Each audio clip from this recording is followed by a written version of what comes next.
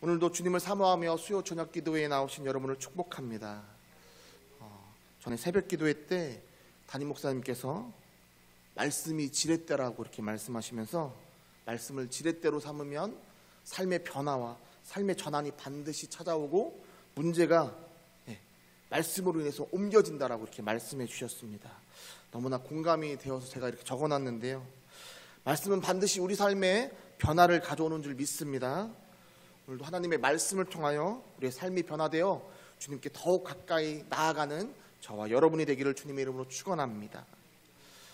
여러분, 예를 들어서 엄사에 사시는 분이 교회에 가깝게 오시려고 만약에 포스코로 이사 오셨다고 한다면 그렇다고 해서 그분의 생활이 많이 바뀌겠습니까?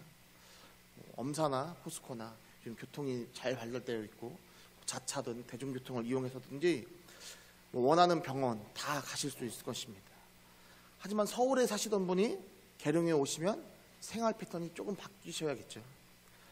근데 여기 아브라함과 이삭 또 야곱의 족장 시대를 거쳐서 요셉 때부터 애굽에서 살던 이스라엘 백성들이 있습니다. 이 요셉이 총리일 때는 편하게 살았지만 시간이 흘러 그들은 애굽에서 이제는 종살이를 하면서 살아가게 됩니다. 하지만 그럼에도 불구하고 그들은 번창했고 그렇게 그들의 생활 패턴 관습은 차곡차곡 쌓여져 갔을 것입니다. 그런데 이제 출애굽한 이후에는 자신이 전에 살던 그 터전에서 나와서 이제는 알지 못하는 새로운 미지의 땅을 향해 나아가며 살아가야 합니다. 비록 종살이였지만 또 고된 삶이었지만 애굽에서는 애굽의 왕이 정해놓은 이 율법을 따라서 법을 따라서 살아갔으면 됐습니다. 근데 기분 좋게 이제 출애굽을 했는데 그러면 고된 삶에서 벗어났냐? 아무튼 그들의 삶은 평탄한 삶이 아니었습니다. 그들은 여전히 광야에서의 삶을 살아갔습니다. 아마도 그들은 불안했을 것입니다. 전과의 다른 이런 모든 환경 때문에 또 자신들이 이제 그동안 살아왔던 관습대로 살아가려고 했지만 이제는 너무나 많이 바뀌었기 때문에 무언가 계속 부딪혔을 것이고 그들은 매우 혼란했을 것입니다. 그런 이스라엘 백성들에게 하나님께서 율법을 주십니다. 이제 너희는 내가 택한 백성이니 이제 내가 정한 법을 따라 살아라 라고 말씀하십니다. 사랑하는 성도 여러분, 법은 인간을 올가매는 것 같지만 질서를 위해서는 필요한 게 법입니다. 그렇게 출애굽기에 보면 십계명을 비롯해서 세부적으로 하나님께서 율법을 이스라엘 백성에게 주십니다.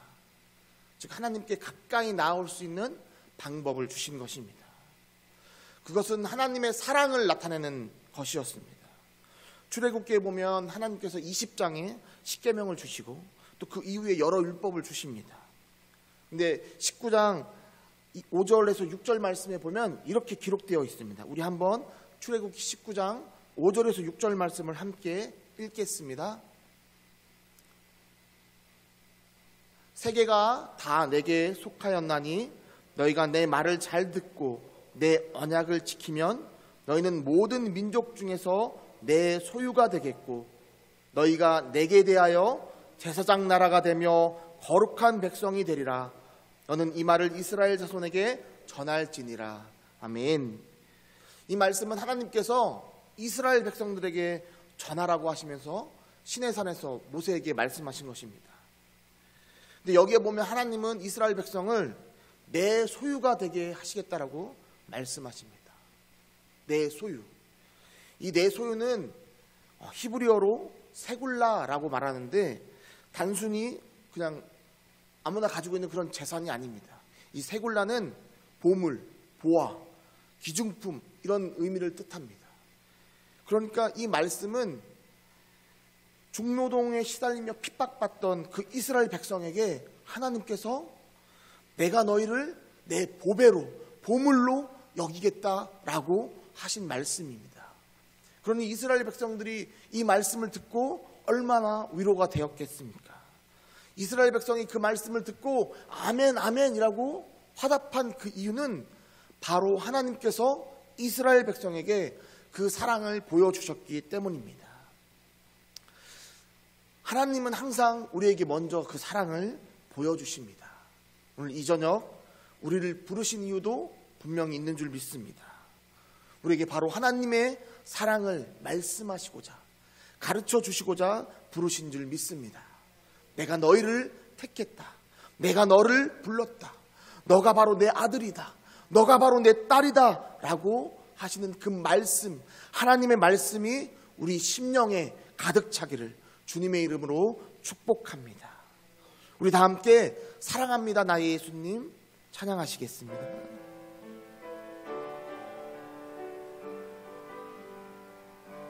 사랑합니다 나의 예수님, 사랑합니다 아주 많이요. 사랑합니다 나의 예수님, 사랑합니다 그것뿐이에요. 사랑한다 아들아, 사랑한다 아들아, 내가 너를 잘 아노라. 사랑한다 아들아, 내게 축복 더하노라. 사랑합니다, 사랑합니다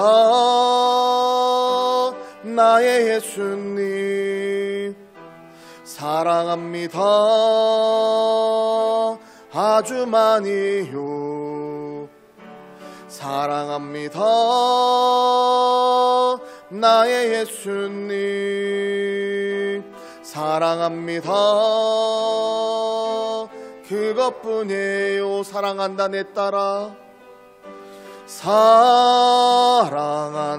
내 딸아, 내가 너를 잘 아노라.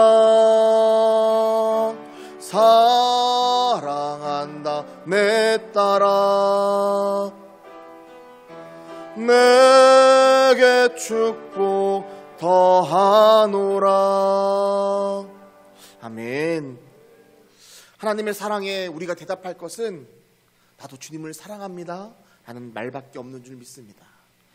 우리 입술에서 이 고백이 떠나지 않기를 주님의 이름으로 축원합니다. 십계명을 비롯한 율법 또한 하나님의 사랑에서 출발한 것입니다. 그런데 아이러니하게도 성경을 읽다 보면 다수의 사람들이 처음 걸리는 부분이 바로 출애굽기 율법이 나오는 부분입니다. 그래서 그것을 이겨내고 출애굽기를 읽어내면 그 다음에 찾아오는 것이 바로 레위기입니다. 어떤 목사님은 레위기를 성경의 에베레스트 산이다라고 이렇게 말씀하시는 분도 계시더라고요. 그만큼 읽기 힘들다라는 말씀이겠지요. 그런데 전통적으로 유대인들은 이 레위기를 어떻게 바라봤을까요? 유대인들은 자녀가 5살이 되면 모세오경을 읽으면서 토라 교육을, 율법 교육을 철저하게 시킵니다. 그런데 이때 자녀에게 처음 가르치는 토라가 모세오경 창세기부터 시작된 이 말씀 중에 창세기가 아니라 레위기라고 합니다. 왜냐하면 레위기에는 어떻게 하나님께 예배해야 하며 또 예배자는 어떻게 살아가야 되는지에 대한 것을 낱낱이 가르쳐 주시기 때문입니다. 그래서 유대인들은 이제 글을 읽기 시작한 이 아이들에게 첫걸음으로 레위기를 가르칩니다. 그만큼 유대인들에게 레위기는 중요한 성경입니다. 원래 히브리어 성경에서 레위기는 제목이 바이크라였습니다. 그가 불렀다. 왜냐하면 이 히브리어 성경은 첫 단어가 제목이 되는 이런 관행이 있기 때문입니다. 예를 들어서 우리는 세상을 창조한 기록이라고 하고 창세기라고 이렇게 읽지만 히브리어 성경에서는 태초에라는 이 단어 브레시트가 창세기의 히브리어 성경의 제목이 되는 겁니다. 그렇다면 이 바이크라가 왜 이 레위기가 되었을까요? 예수님이 이 땅에 오시기 전 300년 전에 이제는 조국을 잃고 로마의 전 지역에 퍼져 있던 이스라엘 백성들에게 성경이 필요했습니다. 이제 그런데 히브리어 성경이 아니라 헬라어 성경이 필요했습니다. 왜냐하면 로마의 공용어가 헬라어였기 때문입니다. 그래서 당시 72명의 성경학자들이 모여서 성경을 헬라어로 번역합니다. 그래서 약 70명이 번역한 성경이라고 해서 70인경이라고 불렀고, 이때 이 바이크라를 라틴어 레이티콘으로 바꿨다고 합니다. 그리고 이후에 많은 역본들이 이 레이티콘이라는 말을 사용하고 계속 이어지다가 이 성경이 레이기가 된 것입니다. 그런데 실질적으로 이게 레위인 또는 제사장들만을 위한 책이냐? 그렇지 않습니다. 이거는 모든 믿는 사람들이 숙지해야 할, 그런 배워야 할 말씀입니다. 세상과 구별된 삶을 살라고 적혀 있는 책이 바로 레위기이기 때문입니다. 하나님의 백성이라면 그래서 이 레위기란 이 말씀을 소중한 말씀으로 여겨야 할 줄 믿습니다. 출애굽기에 보면 하나님께서 부살렐 또 오홀리압 같은 사람들을 선택하십니다. 그리고 그들에게 이제 성막을 지으라고 말씀하십니다. 그러면서 그들에게 지혜와 총명을 부어주십니다. 그리고 부살렐, 오홀리압 또 여러 사람들이 함께 성막을 짓습니다. 선택받은 자들에 의해서 지어진 것이 바로 성막입니다. 그리고 이 성막이 지어진 뒤에 하나님께서 모세를 부르셔서 이제 성막에서 어떻게 제사를 해야 되는지를 가르쳐 주시는데, 그것이 바로 오늘 본문 레위기 1장의 말씀입니다. 레위기의 초반부에는 하나님께 드리는 5대 제사, 번제, 소제, 화목제, 속죄제, 속건제, 이 5개가 나오는데 1장에서는 오늘 제목 번제에 대해서 나옵니다. 그래서 번제가 무엇인지, 또 형식적 이런 정의를 떠나서 본질적인 의미가 무엇인지에 대해서 한번 살펴보도록 하겠습니다. 우리 다 함께 오늘 본문 1절과 2절 말씀을 다시 한번 읽겠습니다. 여호와께서 회막에서 모세를 부르시고 그에게 말씀하여 이르시되, 이스라엘 자손에게 말하여 이르라. 너희 중에 누구든지 여호와께 예물을 드리려거든 가축 중에서 소나 양으로 예물을 드릴지니라. 아멘. 번제를 쉽게 말하면 태워드리는 제사입니다. 가죽을 뺀 나머지 모든 부위를 태워드리는 제사입니다. 그리고 이 번제는 강제로 드리는 것이 아니라 스스로 자원해서 드리는 자원제입니다. 그리고 누구든지 하나님께 드릴 수 있는 제사입니다. 여기에서 중요한 단어는 예물과 가축입니다. 먼저 예물은 가까이 가져온 것이라는 의미인데, 반드시 하나님께 예물을 가져갈 때, 번제를 드릴 때 헌물자의 희생이 포함되어야 한다는 것입니다. 따라서 누구든지 드릴 수 있는 것이 번제이지만 반드시 자기 희생이 포함되어야 하기 때문에 아무나 드릴 수 없는 것이 바로 번제이기도 합니다. 또 다른 자기 희생을 엿볼 수 있는 단어가 바로 가축입니다. 성경은 동물이라고 적지 않고 문자 그대로 가축이라고 적습니다. 들이나 산에서 요행수로 잡거나 아니면 사냥을 통해서 잡는 것은 안 됩니다. 반드시 예배자 자신이 직접 땀 흘려서 기른 그 가축을 하나님께 바쳐야 합니다. 예전에 제가 저희 외삼촌 댁에 한번 갔다가, 저희 외삼촌이 그 당시 강아지를 키우셨는데, 강아지가 이거 어리다 보니까 입속에 뭐가 잘못 들어가서 캑캑거리는 겁니다. 그래서 저도 큰일 났네라고 이렇게 쳐다봤는데 삼촌이 뛰어가더니 강아지 입을 잡고 막 인공호흡을 하는 겁니다. 저는 강아지를 키우지 않는 사람으로서 충격이었습니다. 아니 무슨 개 입술에다가 뽀뽀를 해 라는 생각을 했었는데, 강아지를 키우시는 분들은 가족이라고 생각하셨기 때문에 그렇게 한다라고 얘기하셨던 것이 기억이 납니다. 이것은 꼭 강아지에게만 국한된 것이 아닙니다. 소를 비롯해서 가축을 키우시는 분들은 자신의 자식을 키우듯 가축을 정성껏 키운다고 하십니다. 바로 이 가축을 하나님께 제물로 드리는 것이 바로 번제인 것입니다. 그래서 이 번제의 이 본질적 의미 첫 번째는 바로 이 제물 안에 자기 희생이 반드시 포함되어져야 한다는 것입니다. 그럼 두 번째 본질적 의미는 무엇일까요? 우리 3절 말씀을 함께 읽겠습니다. 그 예물의 소의 번제이면 흠없는 수컷으로 회막문에서 여호와 앞에 기쁘게 받으시도록 드릴지니라. 아멘. 우리 10절 말씀도 읽겠습니다. 만일 그 예물이 가축대의 양이나 염소의 번제이면 흠없는 수컷으로 드릴지니. 아멘. 두 구절에 반복적으로 나온 것이 흠없는 수컷입니다. 왜 하나님은 흠없는 수컷을 드리라고 했을까요? 바로 하나님은 예물의 크기가 아니라 예물에 들어져 있는 그 마음, 정성을 보시는 분이시기 때문입니다. 레위기 22장 20절의 말씀에 보면 이렇게 기록되어 있습니다. 우리 함께 읽겠습니다. 흠 있는 것은 무엇이나 너희가 드리지 말 것은 그것이 기쁘게 받으심이 되지 못할 것임이니라. 아멘. 하나님께서는 정성을 보시는 분이시기 때문에 흠 있는 것은 기쁘게 받으시지 않겠다라고 말씀하십니다. 즉 흠이 없다라는 것은 가축 중에서도 자신이 피땀 흘려서 키운 그 가축 중에서도 가장 좋은 것으로 신중하게 골라서 드리라는 것입니다. 다리가 부러졌거나 가죽이 찢어졌거나 눈이 상했거나 이런 것들은 제물로 드릴 수 없습니다. 또한 수컷으로 드리라는 것은 원래 수컷이 암컷보다 여러분 가격이 비쌉니까? 쌉니까? 수컷이 암컷보다 가격이 보통 쌉니다. 이유는 암컷은 새끼를 낳을 수 있고 또 우유도 제공하기 때문입니다. 그리고 고기도 육질이 더 암컷이 훨씬 낫다라고 이렇게 이야기하더라고요. 그래서 수컷 같은 경우는 거세에서 파는 경우가 이렇게 있습니다. 그런데 왜 하나님께서는 수컷을 제물로 드리라고 했을까요? 왜냐하면 가축의 우두머리는 여전히 수컷이 하기 때문이라고 합니다. 하나님께 드리는 이 제물의 의미는 가장 사랑하는 그 하나님에게 가장 좋은 것으로 드려야 한다는 것입니다. 그래서 이 본질적 의미 두 번째는 가장 좋은 것으로 하나님께 드리는 제물이 되어야 한다는 것입니다.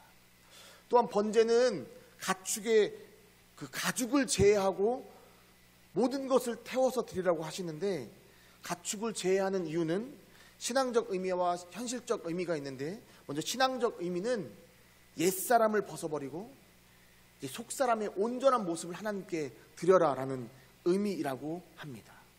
그리고 그 현실적 의미는 가죽이 잘 타지 않기 때문이라고 합니다. 여러분 혹시 예전에 지하철이나 아니면 길거리에서 가죽 지갑을 판매하시는 그런 분들이 라이터를 가지고 가죽 지갑에 이렇게 불을 붙이면서 안 타지 않냐고 혹시 경험해 보신 적 있으십니까? 왜냐하면 가죽이 그만큼 잘 안 타기 때문에 가죽은 벗겨내고 그 안에 속 재물만 온전히 드리라는 것입니다. 그리고 가죽을 태우면 향기로운 냄새가 아니라 악취가 나기 때문에 그렇게 했다라고도 합니다. 이런 상징적 의미, 현실적 이유로 인해서 번제는 가죽은 벗겨서 더러운 똥과 오물은 제거한 뒤에 모든 부위를 제단 위에 올려 불살랐습니다. 왜냐하면 그것이 바로 가장 좋은 것이기 때문입니다. 마지막으로 본질적 의미 세 번째는, 번제는 속죄제나 속건제처럼 구체적인 죄를 속죄하기 위해서 의무적으로 드리는 것이 아닙니다. 앞서 말씀드렸지만 번제는 기쁨과 감사의 차원에서 스스로 원해서 드리는 것이 바로 번제, 자원제입니다. 따라서 제물을 드리기 위해서는 헌제자가 언제든 원하는 때에 번제의 그 짐승을 준비해서 성소에 올라갈 수 있었습니다. 그러나 번제가 꼭 기쁨과 감사의 예물로만 드리는 것이 아니라 속죄의 의미도 포함되어 있습니다. 우리 4절 말씀을 함께 읽겠습니다. 그는 번제물의 머리에 안수할지니 그를 위하여 기쁘게 받으심이 되어 그를 위하여 속죄가 될 것이라. 아멘. 사무엘 24장에 보면 다윗이 인구조사를 하는 장면이 나옵니다. 그 인구조사를 한 대가로 하나님께서 큰 재앙을 내리십니다. 이때 다윗이 무슨 특별한 계명을 어겼거나 아니면 구체적인 죄를 범한 것은 아닙니다. 하지만 다윗은 인구조사를 함으로써 군대의 규모를 파악해서 자기 스스로의 자랑거리를 삼았습니다. 즉 숨겨져 있는 그 의도, 그 교만 때문에 하나님으로 인하여 재앙을 받습니다. 다윗은 그 자신의 교만한 것을 하나님 앞에 그 죄를 고백하면서 번제와 화목제를 하나님께 드립니다. 이처럼 번제는 구체적인 죄는 아니지만 인간의 교만, 이 숨겨져 있는 이 죄를 속죄하는 효과를 가져다 줍니다. 인간의 교만은 부자에게만 있는 것이 아닙니다. 가난한 자에게도 있습니다. 따라서 하나님은 부자에게는 소를, 그리고 그보다 좀 중간에 사는 자들은 양과 염소를, 그리고 가난한 자들에게는 집비둘기나 산비둘기를 가져오라고 말씀하신 것입니다. 특히 소와 양, 염소 같은 경우는 흠없는 수컷이라고 명해졌지만 비둘기는 암수를 구분하지 않고 또 산에서 잡은 산비둘기도 가져올 수 있게 했습니다. 왜냐하면 하나님은 그만큼 성도들이 이 번제의 예물을 가지고 하나님 앞에 나오기를 원하셨다는 것입니다. 특히 이 비둘기를 드리는 이 번제는 소나 양과 염소를 드리는 번제와는 좀 달랐습니다. 예를 들어서 도적대가 어느 날 찾아와서 자신의 모든 재산을 다 가져갔다라고 생각해 보겠습니다. 그래서 이제 낙심밖에 안 남은 이 자가 이제는 그전처럼 하나님께 소나 양과 염소를 드리고 싶어도 드릴 게 없게 됩니다. 그 가난한 자에게, 절망밖에 남지 않은 자에게 하나님은 비둘기를 가져오라고 하십니다. 그래서 그가 비둘기를 잡아서 하나님께 나아갑니다. 그러면 제사장은 그를 기쁘게 맞이하며 그의 손을 붙잡고 눈물로 그를 위로해 주면서 하나님의 은혜를 구하는 기도를 합니다.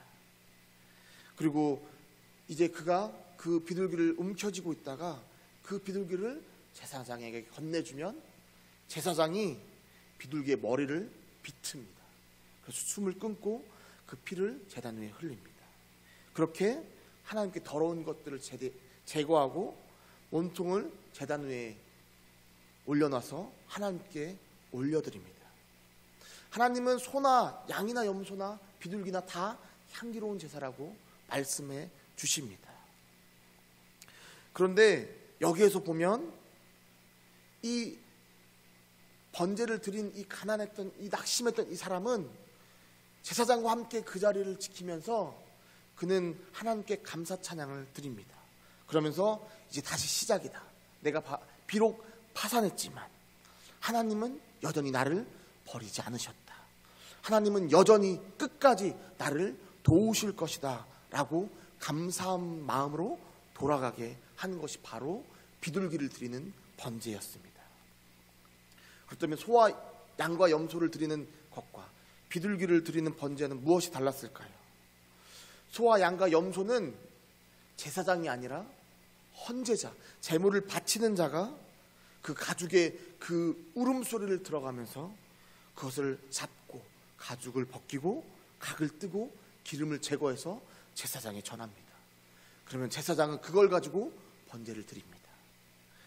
비둘기는 그런 힘조차도 없는 자들이기 때문에 그 비둘기는 제사장이 직접 제사를 드리는 것입니다.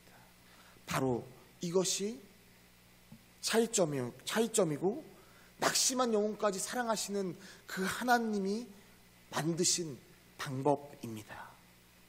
여러분, 왜 그렇게 하셨을까요? 하나님께서는 한 명도 빠짐없이 우리 모두가 하나님께 나아오기를 원하시기 때문입니다. 한 명도 빠짐없이 우리를 사랑하시는 그 하나님의 마음이 바로 이 번제의 본질적 세 번째 의미가 되는 것입니다. 오늘 아침에 제가 교회를 오면서 극동방송을 들었는데 거기 한 간증이 나왔습니다.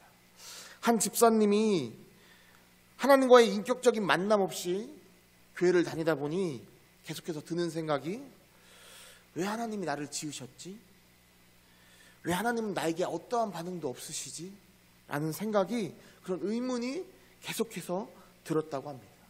하루는 남편에게 자신의 생각을 이야기하니까 남편 되시는 분이 이제 아이들도 다 키우고 나니까 시간적 여유가 남아서 이런 쓸데없는 생각한다고 그렇게 이야기하더랍니다.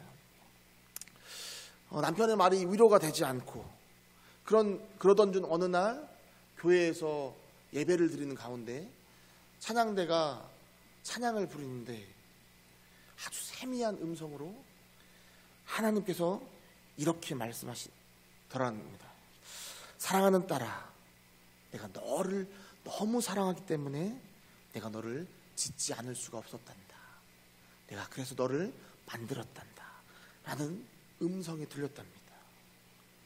그 음성을 듣고 나서 그 집사님이 고개를 숙인 채 펑펑 우셨다고 합니다. 죄인된 자신을, 감히 거룩하신 하나님 가까이 나갈 수 없는 이 죄인을 왜 하나님은 사랑하셔서 나를 지으셨나, 얼마나 감사한지 그 하나님의 음성에 눈물을 흘리며 모든 의문들이 씻겨져 내려갔다고 합니다. 사랑하는 성도 여러분, 하나님이 번제를 통하여 진짜 원하시는 것은 소도 아니고 양도 아니고 염소도 아니고 비둘기도 아닙니다. 하나님이 진짜 원하시는 것은 바로 우리 자신들입니다. 하나님이 진짜 받기 원하시는 것, 그것이 바로 우리들이기에 하나님은 독생자 예수 그리스도를 이 땅에 보내신 것입니다. 사랑하는 성도 여러분, 번제의 본질적 의미는 자기 희생과 가장 정성된 마음으로 가장 좋은 것으로 우리 스스로가 하나님 앞에 나오는 것인 줄 믿습니다. 예수님께서 그러하셨듯이 우리가 내 자신을 내려놓고 하나님 말씀에 순종하며 온전히 하나님께 우리 자신을 바치는 저와 여러분이 되기를 소망합니다. 이제 돌아오는 주일은 추수감사주일입니다. 제단을 장식하는 것도 중요하고 감사의 예물을 하나님께 가져오는 것도 중요합니다.